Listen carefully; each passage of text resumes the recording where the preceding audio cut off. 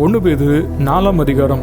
இப்படி இருக்க கிறிஸ்து நமக்காக மாம்சத்திலே பாடுபட்டபடியால் நீங்களும் அப்படிப்பட்ட சிந்தையை ஆயுதமாக தரித்து கொள்ளுங்கள். ஏனென்றால் மாம்சத்தில் பாடுபடுகிறவன் இனி மாம்சத்தில் இருக்கும் காலம் வரைக்கும் மனுஷருடைய இச்சைகளின்படி பிழைக்காமல் தேவனுடைய சித்தத்தின்படியே பிழைக்கத்தக்கதாக பாவங்களை விட்டோய்ந்திருப்பான். சென்ற வாழ்நாள் காலத்திலே நாம் புறஜாதிகளுடைய இஷ்டத்தின்படி நடந்து கொண்டது போதும். அப்பொழுது நாம் காம விகாரத்தையும் துர் இச்சைகளையும் நடப்பித்து மதுபானம் பண்ணி களியாட்டு செய்து வெறி கொண்டு அருவருப்பான விக்கிரகாராதனையை செய்து வந்தோம். அந்த துன்மார்க்க உலையிலே அவர்களோட கூட நீங்கள் விழாமல் இருக்கிறதினாலே அவர்கள் ஆச்சரியப்பட்டு உங்களை தூஷிக்கிறார்கள். உயிரோடு இருக்கிறவர்களுக்கும் மரித்தோர்களுக்கும் நியாய தீர்ப்பு கொடுக்க ஆயத்தமாய் இருக்கிறவருக்கு அவர்கள் கணக்கு ஒப்புவிப்பார்கள். இதற்காக மரித்தோரானவர்கள் மனுஷர் முன்பாக மாம்சத்திலே ஆக்கினைக்கு உள்ளாக்கப்பட்டிருந்தும் தேவன் முன்பாக ஆவியிலே பிழைத்திருக்கும்படியாக அவர்களுக்கும் சுவிசேஷம் அறிவிக்கப்பட்டது. எல்லாவற்றிற்கும் முடிவு சமீபமாயிற்று.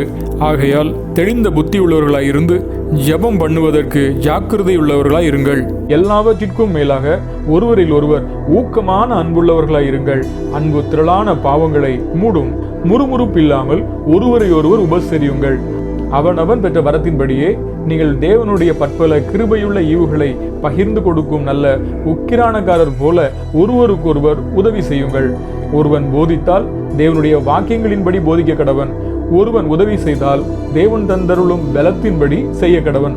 எல்லாவற்றிலேயும் இயேசு கிறிஸ்து மூலமாய் தேவன் மகிமைப்படும்படியே செய்வீர்களாக. அவருக்கே மகிமையும் வல்லமையும் சதா காலங்களிலும் உண்டாயிருப்பதாக. ஆமேன்.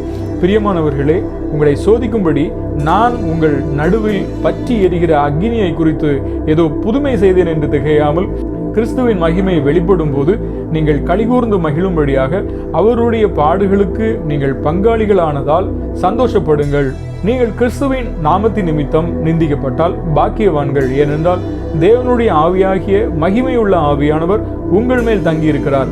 அவர்களாலே தூஷிக்கப்படுகிறார், உங்களாலே மகிமைப்படுகிறார்.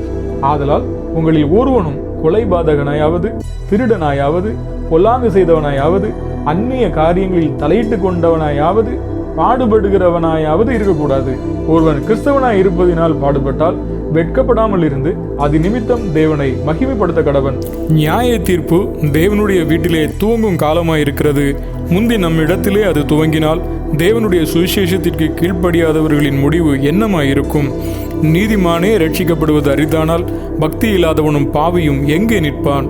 ஆகையால் தேவனுடைய சித்தத்தின்படி பாட அனுபவிக்கிறவர்கள் நன்மை செய்கிறவர்களாய் தங்கள் ஆத்துமாக்களை உண்மையுள்ள சிருஷ்டிகர்த்தாவாகி அவருக்கு ஒப்புக்கொடுக்க கடவர்கள்.